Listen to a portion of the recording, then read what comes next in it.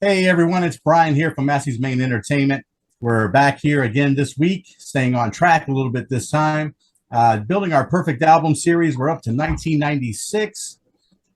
Joined as always by my friends Rich Strickler. I'm gonna have a link to his channel down below, and my buddy Doc, world's largest Melissa Etheridge fan. We just found out in the last couple of years. So good for you, Rich. Good for you, Doc. Yeah, we're building our perfect album, and it's something that we've been doing for music ever since 1965. And then in 1980, we started doing a tandem video along with Rich's channel, counting down the top 10 movies of all of that particular year, starting in 1980. And we've been doing it back and forth ever since we got to that particular year. So it's kind of cool. If you watch our video here, then there'll be a link down below to Rich's channel for the movies. You can click over there and watch that as well, and vice versa. We'll also have links down below for all of our Spotify lists that we'll be posting up.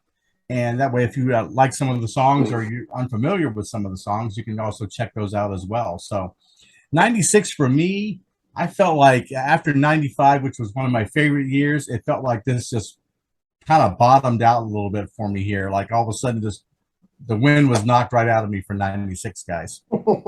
So what do you guys think?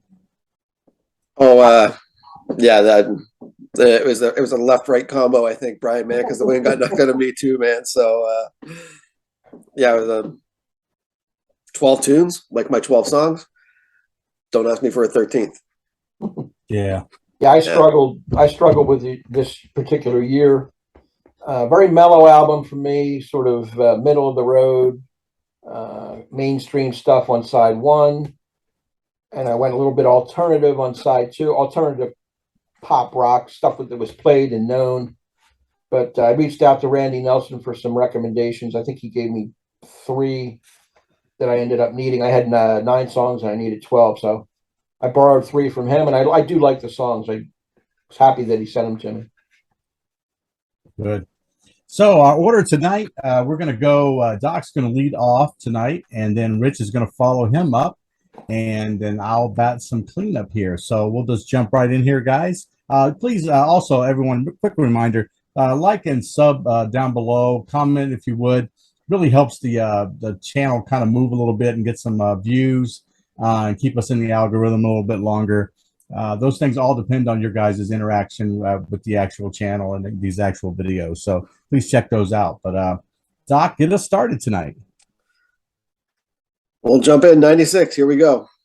I'll say this. Thank God for 95 having a couple singles coming into 96. I'll say that for sure. So that's where I start. I've got, as you may or may not know, this far into it now over the last couple of years, I'm a Collective Soul fan. And I'm starting off with their last single off their second album, Where the River Flows, to start off my album in 96. Okay. Yeah. Nice. Now this is a heavier rock tune from Collective Soul. It's this is a heavy guitar riff, heavy guitar driven song. Really cool snare on the drums and stuff like that. But like I said, man, this album from Collective Soul, there's 5, 6, 7 hits out of this album that if you don't know them, I think you should listen to them. They get snowballed into different things, but I'm a big fan, big fan. So it's going to lead me right into my second pick, I guess, because this was another band at the same time. And thank God they had a single coming off, The Melancholy Man, because 1979 came out as a single in 1996, and I've got the Smashing Pumpkins coming in right behind it. So, Yep. If I didn't have, the Butterfly in 95, I would have had 79. So I obviously I picked the right one, not knowing this until I got here, but this is pretty good for me, I'll tell you that. Yeah, it worked out. 1979, yeah, it just works out. And I didn't know that until I got into the 96 dive. So, but 1979, what a cool, catchy, reminiscing kind of tune that the Pumpkins has here, man. It's a really cool, catchy tune. Like the way it sounds. Yeah, Pumpkins, man. Pretty solid band in the 90s, that's for sure. They got a lot of good tunes. This one you guys don't know. This one probably anybody watching this probably doesn't know, if you want the truth. So it's from a band called I Mother Earth. It's a Canadian band. The song's called Used to Be All Right. This has the 90s sound of like a grunge sound kind of guitar to it. And if I was going to be completely honest with you, it sounds like almost a cross between Smashing Pumpkins and Collective Soul. So Wow. it's Nice. and you'll hear that if you listen to this tune, you'll know exactly what I'm talking about. You'll hear a hook or a catch to say, "Yeah, Collective Soul," and you'll hear his voice and you'll say, "Frig, that's Smashing Pumpkins." Or Canadian band. They didn't last too long. One guy goes solo later on. Becomes a little bit of a hit himself on some things, but I Mother Earth is coming in at number 3 for me. I got a one-hit wonder to me anyway, coming in at number 4, man. But this is a catchy tune. I got Spacehogs. In the meantime. In the meantime, yeah. Woo! I can't even do the woohoos, man. I can't do it. I can't. No, but it's catchy, man. It is a freaking catchy tune. Hadn't heard it in a long time until I got back into my dive, man, and going, yeah, for sure, man. That's a tune, a 96 tune I've ever heard one, man. That's probably going to go up into my phone now because I just think it's so bloody catchy, and the hooks, it's got a groovy bass line into it, man. And guy kind of sounds a little like Bowie, man, if you ask me. Yeah, it's a little bit of glammy. Yeah. I like it. It's a catchy riff. It's a 90s kind of tune. Fits the bill in 96 for me, man. Number 5, I got Angels of the Silences from Counting Crows. Nice. Yeah. I think Long December's on this album too, I think. It is, yeah. I own this album. This has always been my favorite song of theirs. Once again, it's a heavier tune, man. This thing just comes right at you right out of the gate. There's no build up, there's no nothing. This comes right at you right out of the gate with the guitar coming right at you. Good riff. Band sounds great. He sounds fantastic. And the ups and downs of the way that the tune goes and stuff like that. It's a great catchy tune, man. Angels of the Silences that's my favorite Counting Crows tune, man. Not that I have an abundance of them, but this is definitely my favorite. So. Wow. Yeah, I like it better than anything off the first, man. Number 6. Don't ask me why. And I think this guy might be in trouble right now. I don't even know, but I'm taking music for music, man, and tunes for tunes. I cannot help it. I like this song, "The Beautiful People" from Marilyn Manson, man. Woo! Wow. Yeah. If I'm going to be completely honest, I like a couple of Marilyn Manson tunes, man. And there are some I like, yeah. Yeah. And this one, as much as it's, a messed up video and everything else, when you first saw it, everything, you were just shaking your head. What the hell am I listening to? The music itself, hey, look, it's heavier. It's got the rolling drums in this tune. It's you're just into the tune, and it's a coming at you kind of song. It's a rock song to me, man, in 96, and I like my rock. So it fits me in 96 for sure, man. Still like the tune. Wow. Well, that's a hell of a mix on that front side. Yeah. Totally. I got to tell you. And yeah, Marilyn Manson makes weird videos. Say it isn't so, Doc. Yeah, really. Yeah. You've seen the video to Tainted Love, right? I mean, with oh my the God. girls in the negligees and they have little rabbit heads on, and I'm like, what the hell is this? It's crazy stuff. Yeah, I like it though. I remember that Spacehog. I think I had that on CD actually. Yeah, see, I would be surprised. Yeah. It would have been like, I buy it for the tune and see if I like anything else off the album, right? Yeah. Yeah. Very nice. I like the Collective Soul, and then Smashing Pumpkins, and then the third band, a combination of the two. I wonder if that third, I Mother Earth, is on Spotify. Just curious. Yeah, it is. Okay, good. Yeah, very nice. And as far as Counting Crows, I won't give away the other tune, but I have one of their songs on my album. Yeah, so it's a great tune too, man. So I'm thinking if that's what I'm thinking of, then yeah. Okay. So there's Doc's side A in 96. Like, it sounds like a Doc side if you get right down to it, man. A lot of guitar-driven tunes in there. Yeah. Right. Side B, you flip it over. Now, I don't know if this is a one-hit wonder or not. To me, they probably have more, and people might be fans of them, but I got Glycerine by Bush to start off my side B, man. Yeah, they have quite a few more, yeah. Yeah, and I never did a dive on it. I own the CD, same idea as your Spacehog kind of thing there, and the only one I ever listened to was that song with Glycerine. So, a little slower, obviously, but it's a melodic, almost the way he's singing, talking to you almost throughout this whole song, Glycerine. You know, it's catchy. Like the way it sounds, still like the way it sounds, man. It's a 96 tune for me. Yeah. Well, don't throw stones here, okay? I like this song, and it's something I don't care. It's on my list. I don't care. But it's Matchbox 20, and it's Long Day. Okay. Now this I think is their debut album. I think. I think it is. Yeah. Yeah, and they had I think Push is on this album. 3 a.m. They have some big songs. Yeah. Like this was a big opening album, if you want the truth.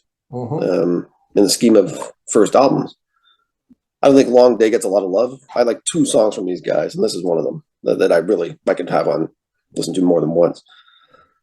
Long Day, I think, is a good power pop, rockish kind of tune, more popish, but that's Matchbox 20. His voice sounds great, man. Guy's got a really cool voice, actually, Rob Thomas. Yeah, Rob Thomas. Yeah, I like some of his solo work. Yeah. Maybe for that reason, the voice, and you start getting those hooks again, then it's pop rock to me, man. Kind of fits the bill, and I don't mind my odd pop rock tune. Burden in My Hand by Soundgarden comes in right behind it, man. And this is like a bluesy guitar-driven riff, really slow. I mean, Chris Cornell's basically yelling, singing at you at the same time kind of thing when he starts getting into this tune. But man, it's a powerful tune. You get right down to it. I just love his voice, man. This guy could sing the freaking phone book, and I'd probably sit there and listen for 3 minutes and say, all right, that was good. But like I said, it's not a Soundgarden what we had previously from Super Unknown. This is Soundgarden, a little slower, a little laid back. Definitely shows some southern or bluesy undertones to this tune, man, because the guitar riff is just that. Here's my second one you guys don't know anything about. So, and also another Canadian band. So the band is called Big Sugar, and the tune is called If I Had My Way. I would say, I could try to explain to you, but really good, really cool bass, groovy bass line in this tune, man. Really good. I would say something along the lines of, these guys hung out for 2 or 3 solid albums. This is a good album. There's a couple songs I really like off this one. It's tough for me to decide, to be honest with you. I would say like a Black Crowish kind of sound. Yeah, if you listen to it, I hope you guys listen to it. I think you'll understand what I'm talking about, and you can see why this might have been a big hit, kind of a hit here in Canada, and why it was part of my fabric making up here in music in 1996, man, because I like it, still do.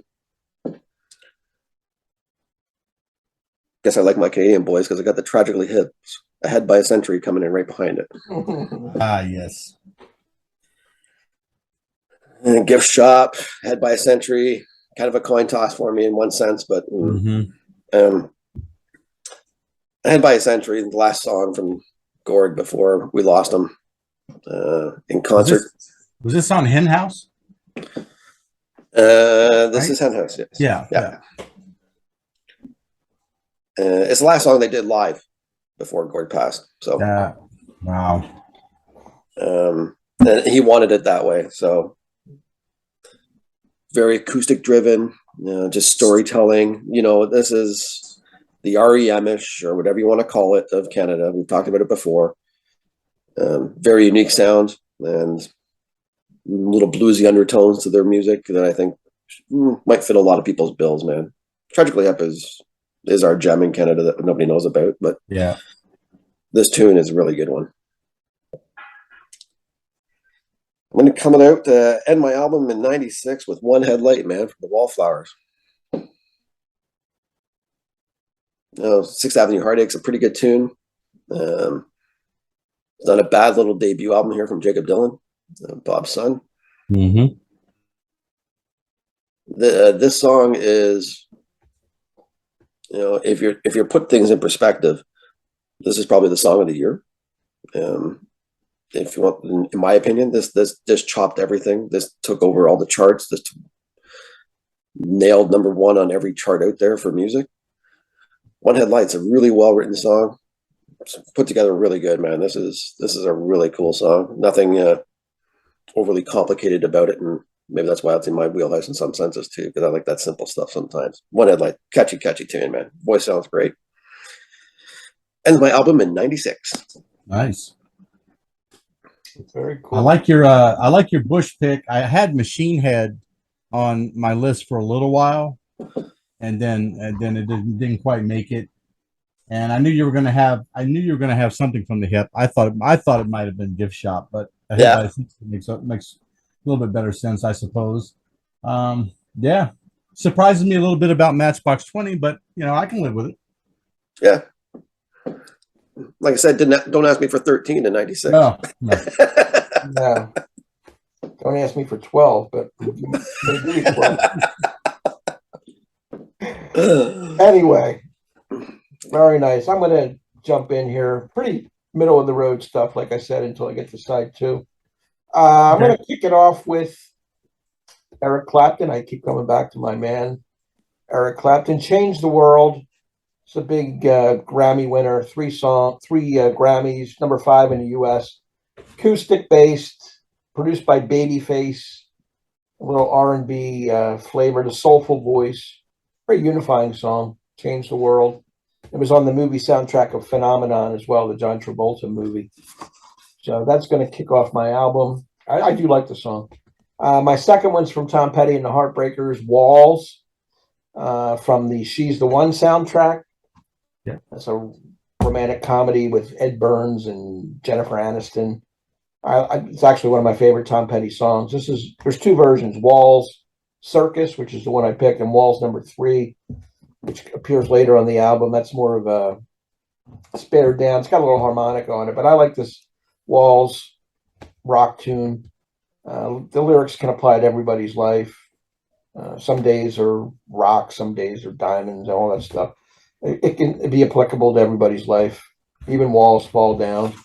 Just getting through the tough times. A lot of the stuff that Petty likes to talk about.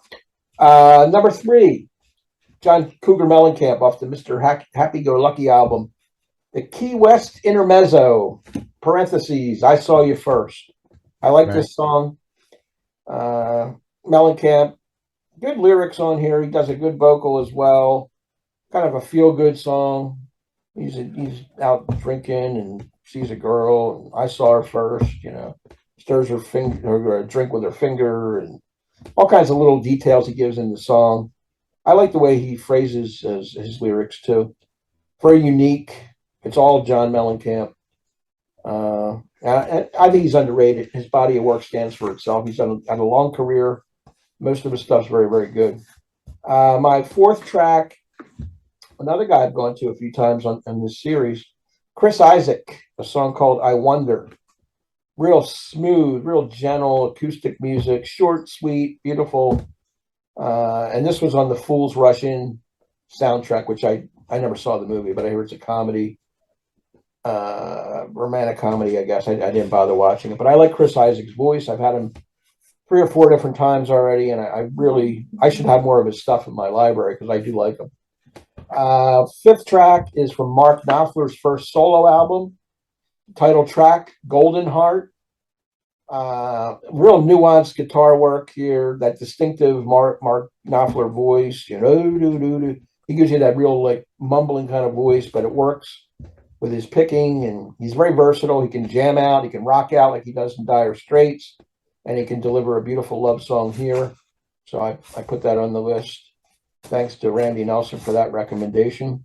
And my ending closer on side 1 will be from Jackson Browne, The Barricades of Heaven off the Looking East album. Very thought-provoking lyrics, great arrangement. Just another solid Jackson Browne song. I followed his whole career, and every chance I get to put one of his tunes on these albums, I'm going to do so. So, The Barricades of Heaven, great tune. And that'll end my side. Awesome. Yeah, that Mellencamp one. Yeah, I forgot all about that one too. And it doesn't surprise me. I knew that Walls was your favorite Petty tune, so I knew that was gonna make the list. Yeah, for sure.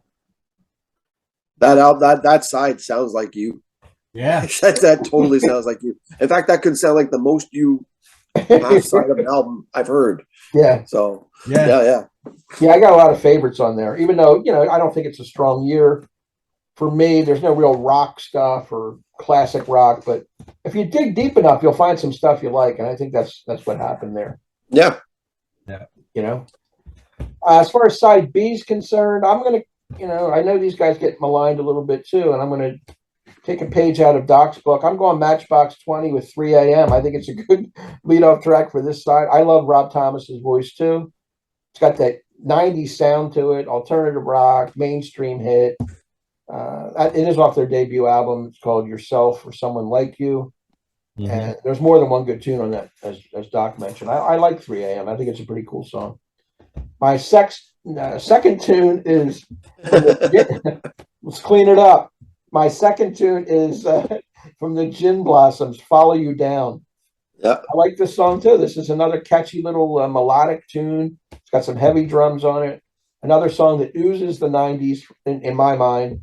Poppy, yes, alt rock, but I like it. Follow You Down by the Gin Blossoms.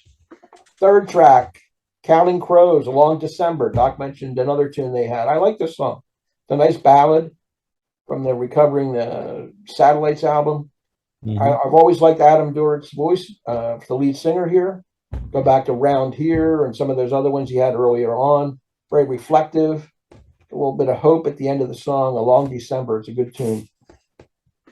My fourth track is from somebody I really didn't know. Again, Randy Nelson threw this my way, and I liked it. The Lemonheads, The Outdoor Type. Oh, that's a good song. It's a good song. It's about lying about being the outdoor type. And in the lyrics, just read a few lyrics here. God bless the great indoors. I lied about being the outdoor type. I never owned a sleeping bag, let alone a mountain bike. I can't go away with you on a rock climbing weekend. What if something's on TV and it never showed again? So he's bound. He's like a homebound kind of guy. At the end, I never learned to swim, can't grow a beard or even fight. I lied about being the outdoor type. I think it's a catchy little, quiet little song, and it's got a little sense of humor to it. I like it. My fifth track is from Fiona Apple, Criminal, off the Tidal debut album. Real deep, dark kind of sexuality lyrics all through it. She's got a unique voice which catches the ear. Nobody else sings like that. Obviously she had a lot of promiscuity at an early age, and she's writing songs about it. The toxic relationship she was in, and it's from the heart, and it resonates a little bit with me. So I think it's a good song, Criminal.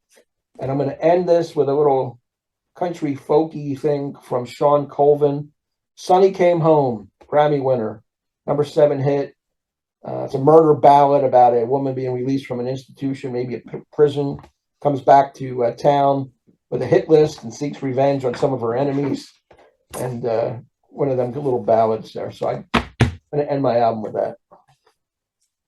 Nice. Hey, you managed to put together a pretty solid side there, bud. Yeah, I'm happy with it overall. I needed some assistance, but these are the 12 that stand out for my style of music. Big shout out for the Lemonheads. I've had dinner with the Gin Blossoms, so big shout out for the Gin Blossoms. Good out. Yeah, they're really cool guys. Yeah, I met them down in the Zoots in Portland.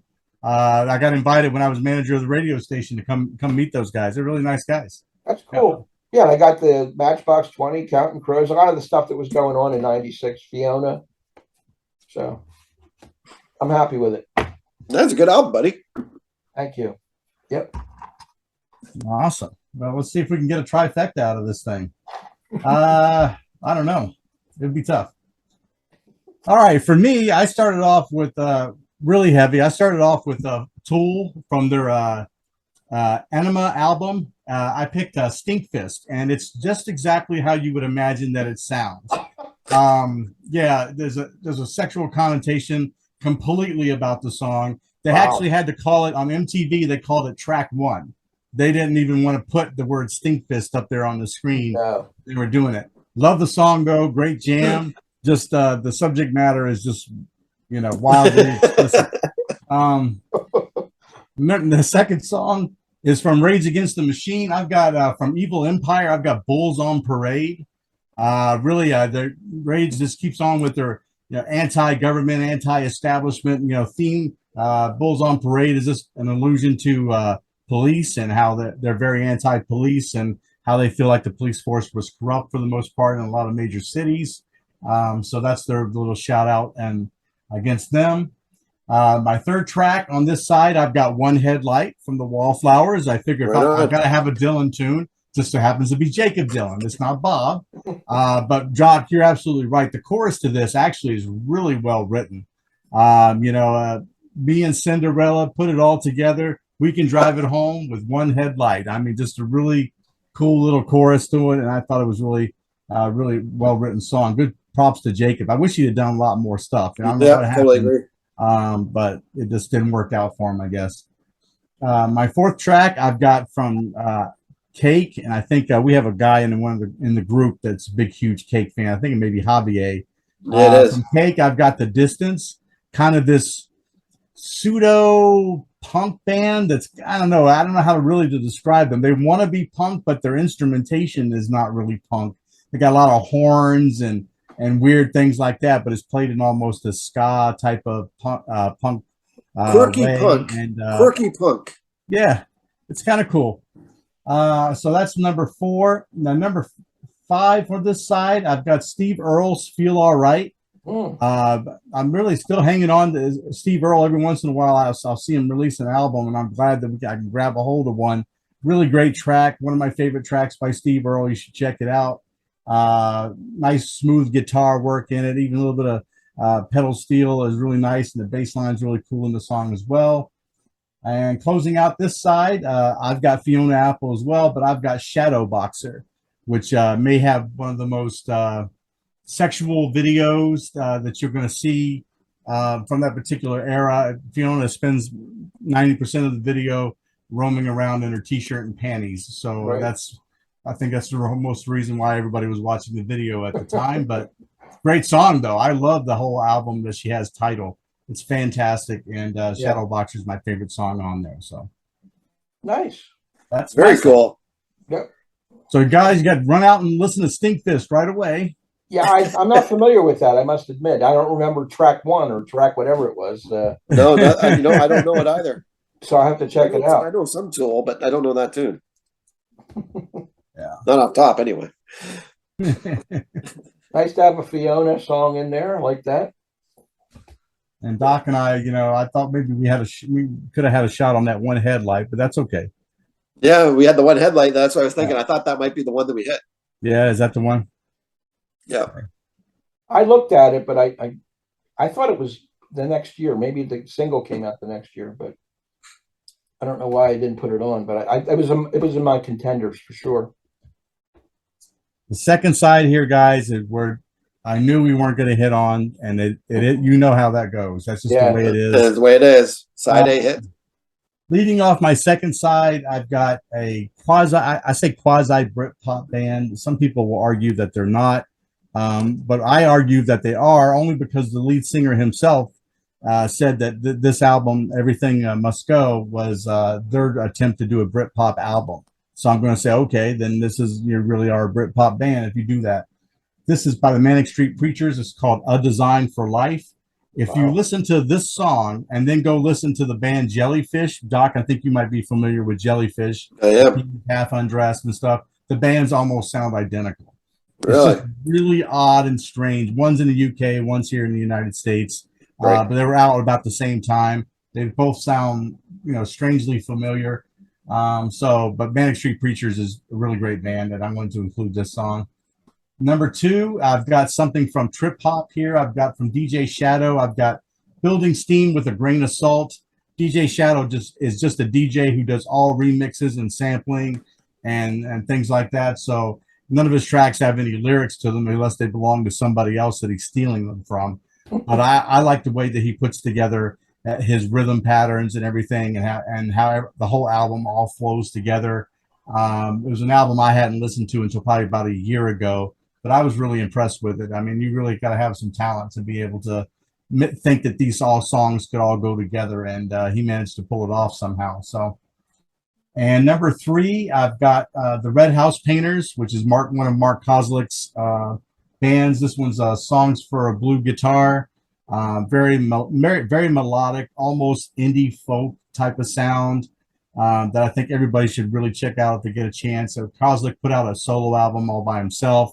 He also is the lead singer of the band Sun Kil Moon, which you immediately can tell. I mean, it's Mark Kozlik. He's got that drony folk voice that you immediately just pick up on that it's him singing. So really good song though, very well written. Number 4 for me, I've got from Blackstreet. This may be a one-hit wonder for them. This is No Diggity. It's kind of a quasi hip hop, quasi R&B song. Uses a sample from Bill Withers' Grandma's Hands from his Just As I Am album.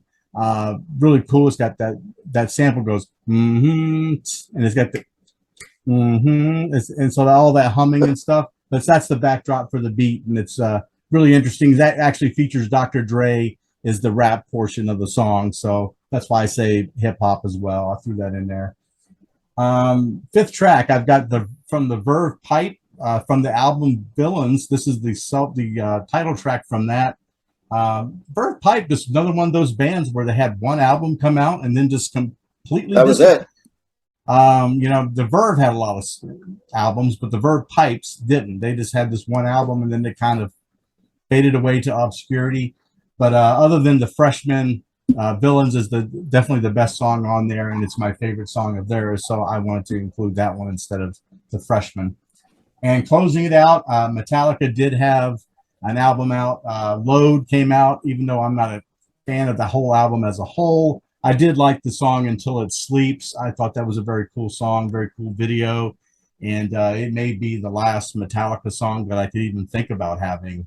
And at least for the years that we're going to cover here. Yeah. Particularly. So that may wrap up Metallica right there. They cut their hair and everything for this album. They looked like glam rockers. They didn't look like heavy metal guys anymore, and very strange time for them. They would go on to make even worse stuff when they did a collaboration with Lou Reed called Lulu that was just absolutely terrible. That doesn't work. That doesn't work. No way. That's why you say no to drugs, kids. Say no to drugs. Yeah. That's my side too. Very eclectic, as usual. Yeah, I think of the same thing. It's just all over the place. Yeah. Yeah, no Yeah, matches. you cover off all that kind of stuff on the one side. You got Tool, you've got some, hip hop in there. You got some Brit pop in there. Metallica. Let's you're covering off stuff me and Rich are not going to talk about here, I think, in some senses. So you want to talk about 96. I think between the three of us, we probably covered 96. We probably covered almost everything in 96, except maybe we didn't cover, pure country or pop country or anything like that. But no, I feel like a square peg in a round hole, Right. No. I think it's covered. I think it's covered pretty good, to be honest with you. Yeah. But anyway, any honorable mentions you guys want to mention? I mean, I didn't really have much that, like I said, I had a couple things where I debated them for like 5 seconds and then took them off. And no, the only, what else did I have? I didn't have a whole lot. I pretty much went with 12 I liked. I did consider the Jacob Dylan tune, though, and I saw somewhere when may come out as a single in 97, so I might save that for next year where I'm thin. Yeah. But other than that, I don't have much. How about you, Doc?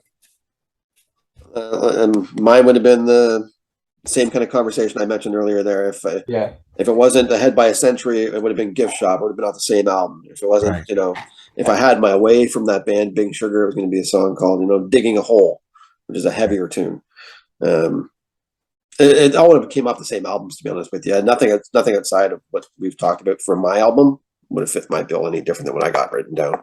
Yeah, I know it's not hip to like this person, but I did like Sheryl Crow, and I think she had an album out this year, and I considered some of that stuff, but it got kicked to the side. Yeah, popular during it. If It Makes You Happy, It Can't Be That Bad, and a couple other. She had some hits, but didn't cut the mustard this time around. But anyway, I guess that'll do it for 96 then. Like I said before, everybody, please check out the Spotify list down below. Check out the other past videos that we've done from 1965 all the way up until this particular year. Check out Rich's channel for the top 10 movies for every year from 1980 all the way up to 1996. Rich, thank you for joining us. Doc, Thanks. thank you for joining as well. And got we'll her. catch you guys on the next one. Take it easy, everybody. Later.